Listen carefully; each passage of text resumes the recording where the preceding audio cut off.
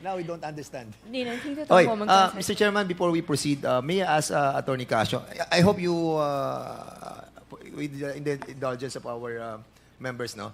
Attorney, Dr. Casio, your group apprehended Tony Yang, am I right?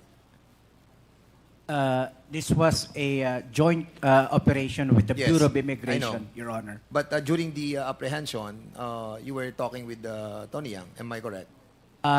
Not necessarily. The Bureau of Immigration agents read him his rights, Your Honor. So, nagkakausap sila? Narinig niya nag-uusap sila? Yes, sir, I was there. So, nakakapagsalita siya ng Tagalog? Naiintindihan niya Tagalog? Tumatango po siya. Yes, yes. So, we don't need to interpret anymore kung naiintindihan ni Tony yan. Ikaw, intindi aming salita? Oo. Naiintindihan mo kasi sumasagot ka eh.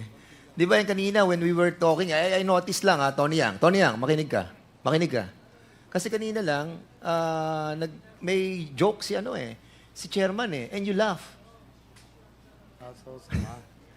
刚才我们的主席 alam mo, Tony, ako, artista ako I know who's acting or not Ha? Tony, makinig ka sa akin. Oo. Naiintindihan kita. Naiintindihan mo ako, di ba? Konti. Konti. Okay. Oo. So, yung mga salita namin, naiintindihan mo, tumatawa ka, smile ka, sumisimangot ka. Di ba? Kita namin Di ba?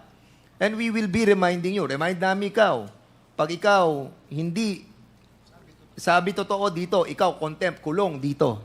Oo, Ha? oo, Yan. oo. Tinan mo. Okay, Naiintindihan niya okay. Naiintindihan mo. Huwag mo na kaming pahirapan para mabubilis yung communication. Mr. Tony Yang, we're not here to pin you down. You just tell the truth. When we heard you talking in the Senate, I heard you. Naiintindihan mo Sinasabi mo lahat Sinasabi mo lahat. Open ka. So there's no more denying of trying to translate anything anymore. Huwag ka na mag-translator. Intindi mo lang, umuho ka lang hindi. Ask your lawyer. Okay? Intindi? 他说什么 哎？那好这个我听不清楚。